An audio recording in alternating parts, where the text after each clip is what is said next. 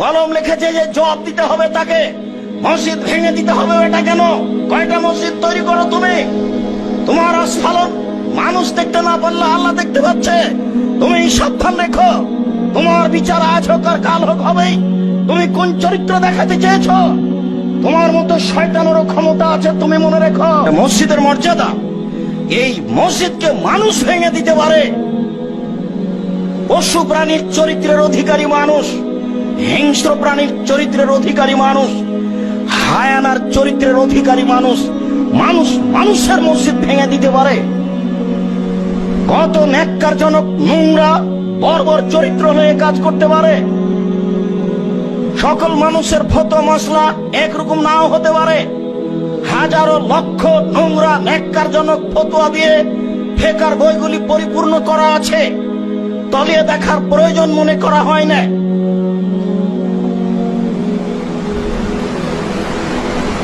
বইয়ের প্রথমেই লেখা আছে হেদায়া কাল কোরআন, হেদায়া গ্রন্থটি কোরআনের মতো। প্রথমেই লেখা আছে আমার উম্মতে একজন মানুষ জন্ম নিবে, সে হবে বাতির মতো উজ্জ্বল, তার নাম ইমাম আবু হানিফা। আমার উম্মতে একজন মানুষ জন্ম নিবে সবচেয়ে নিকৃষ্ট, তার নাম ইমাম শাফি। এ ধরনের ন্যাক্কারজনক নোংরা কথা বইয়ে লেখা থাকে, তবুও কিছু বলা প্রয়োজন মনে। কলম লিখেছে যে জবাব দিতে হবে তাকে, মসজিদ ভেঙে দিতে হবে। এটা কেন? কয়টা মসজিদ তৈরি করো তুমি? তোমার আস্ফালন মানুষ দেখতে না পারলে আল্লাহ দেখতে পাচ্ছে। তুমি সাবধান রেখো, তোমার বিচার আজ হোক আর কাল হোক হবেই।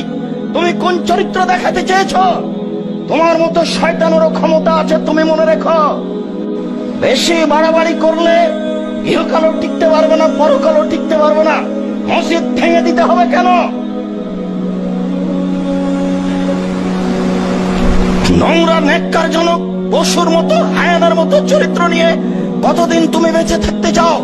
মসজিদ নির্মাণের জন্য আল্লাহ তাআলা আদেশ করেছেন, মসজিদ নির্মাণের জন্য মুহাম্মদ সাল্লাল্লাহু আলাইহি সাল্লাম আদেশ করেছেন, এবং মসজিদের মর্যাদা এভাবে রাসূল সাল্লাল্লাহু আলাইহি সাল্লাম বলেছেন। তিনি বলেন আহাব্বুল বিলাদ ইলাল্লাহি মাসাজিদুহা, পৃথিবীতে সবচেয়ে উত্তম জায়গা, উত্তম শহর, উত্তম অবস্থানের জায়গা হচ্ছে মসজিদ।